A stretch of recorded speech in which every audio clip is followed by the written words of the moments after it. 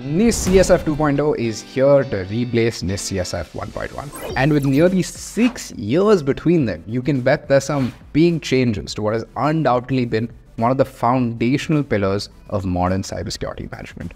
Experts are calling NIST CSF 2.0 a paradigm shift. So today, we're going to talk about everything NIST CSF, what it is, why it's important, and what are the differences and similarities between NIST CSF 1.1 and CSF 2.0. Towards the end of the video, we'll also cover how you can get NIST CSF compliant without breaking the bank or your head.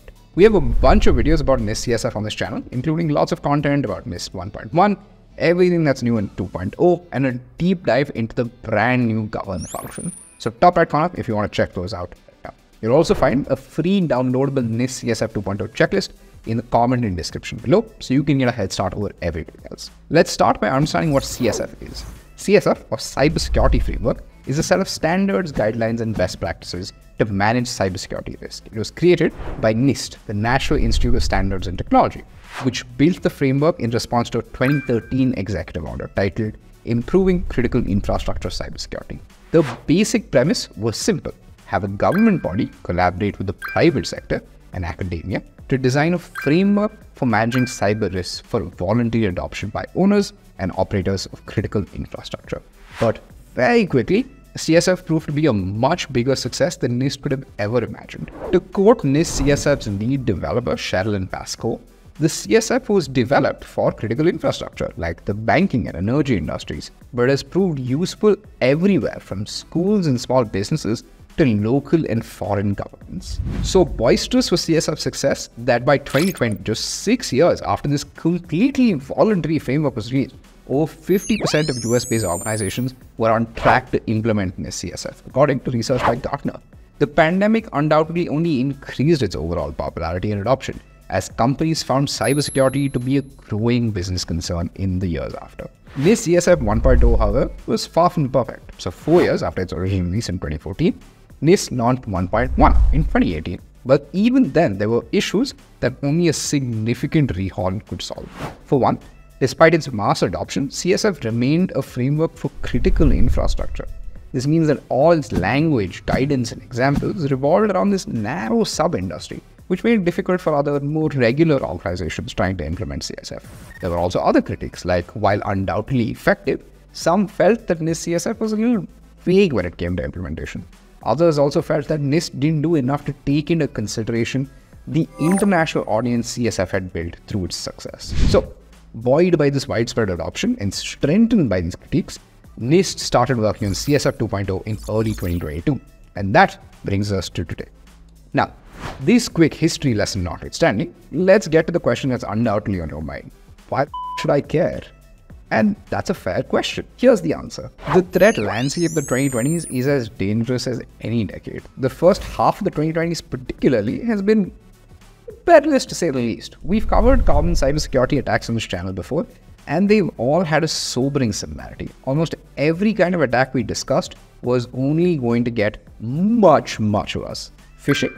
Generative AI makes that so much scarier. Ransomware, we will remind you of WannaCry. DDoS, well, the largest ever DDoS attack record in history was in 2022, which was then promptly beaten by another attack in 2023. Except, that one was 7.5 times larger in volume. All of this, the record-breaking attacks, the rise of AI, the proliferation of cloud computing and SaaS, is to say that organizations, both big and small, need to stay on their toes at all times when it comes to cybersecurity. CSF in particular is a great way to bolster your cybersecurity posture for a couple of reasons. One, unlike other popular compliance-focused frameworks, the CSF is built in public and features inputs by cybersecurity experts from across the globe. Two, it is inexpensive. While the implementation will undoubtedly cost you time, resources, and money, you don't have to pay NIST to actually access the framework. Three, it is endlessly flexible. As NIST itself will admit, CSF 2.0 reflects an evolving cybersecurity landscape and is intended to be a living document that is refined and improved over time. This means you're staying up to date with the latest threats in a dynamic threat landscape. With that context set, let's dive in. What are the differences between NIST CSF 1.1 and NIST CSF 2.0? The first difference is the name, and by extension, its scope. NIST CSF 1.1 was called the Framework for Improving Critical Infrastructure Cybersecurity. NIST CSF 2.0, however, has gone with a much simpler title, Cybersecurity framework. While this may seem shallow on face level, this change is actually deeply significant.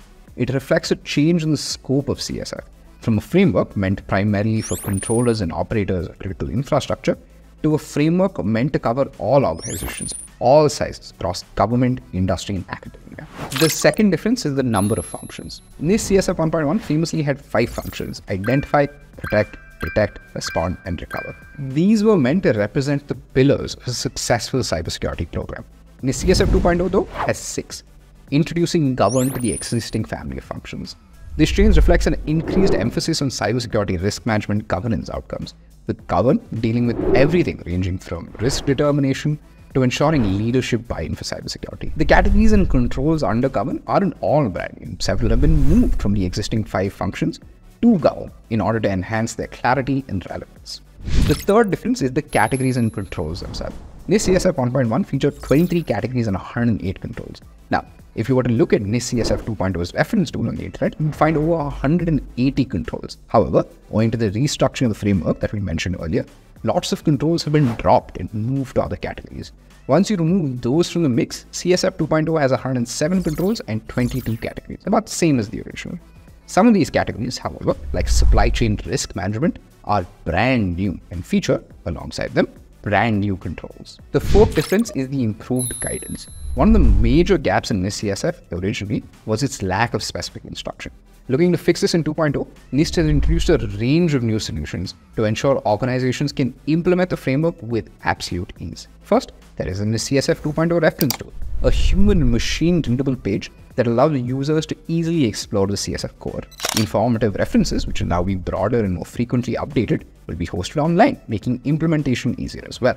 There's also other changes to make the CSF more accessible, including implementation guidance and a CSF profile template, so you can meet your desired cybersecurity goals. With the differences covered, let's tackle the similarities between NIST CSF 1.1 and NIST CSF 2.0. The first similarity is its benefit. Both CSF 1.1 and CSF 2.0 aim squarely at helping companies bolster their cybersecurity posture. NIST CSF 2.0 has more bells and whistles, as you'd expect from an update, but both are great standards to adopt and will ensure that you're implementing best practices when it comes to reducing cybersecurity risks. The second similarity is how they were built. NIST was very deliberate in choosing public participation as a way to build both CSF 1.1 and CSF 2.0. This collaboration between the public sector, private sector, academia, and experts is undoubtedly resource intensive. It takes time, effort, and money to pull this off. But the fruits of the labor cannot be denied. NIST CSF is one of the most comprehensive frameworks for young organizations, and 2.0 looks like it will continue to carry the torch that 1.1 has now left behind. The third similarity is its global recognition. Both CSF 1.1 and 2.0 are recognized as best practices for cybersecurity, both domestically and abroad. This means that regardless of if you're doing business with clients, prospects, or partners at home in the US or internationally, your NIST CSF compliance is a badge that will imbue trust, safety, and confidence in your partners. This makes it easier for other organizations, governments, and institutions to work with you, helping you close those important deals faster. With all of this said, let's get to the important part. How do you get NIST CSF 2.0 compliant? NIST CSF 2.0 has likely been released by the time you're watching this video. We'll also have several more videos about the framework over the next couple of weeks, so don't forget to subscribe to make sure you're in them. If you'd like to get NIST CSF 2.0 compliant, there's 2 ways Sprinto can help. One, there's a free downloadable NIST CSF 2.0 checklist that you can find in the description and comment section below. It's a great way to get started on your cybersecurity journey. And second is compliance automation. Sprinto helps thousands of companies leverage compliance automation across several frameworks like NIST CSF, NIST 853, SOC 2, ISO 27001, and so much more, so that companies can get compliant faster, easier, and more inexpensively. Continuous monitoring via Sprinto's centralized dashboard means that you stay compliant too, all year round, and not just during an art cycle. To know more, visit sprinto.com or book a demo with one of our NIST experts using the link in the description below. And as always, if you have any questions, because NIST CSF 2.0 is a new framework, leave them in the comment section below. We'll get back to you as soon as possible. If you found this video useful, remember to like and subscribe, or better yet, share the video with somebody else that you know would find it useful too.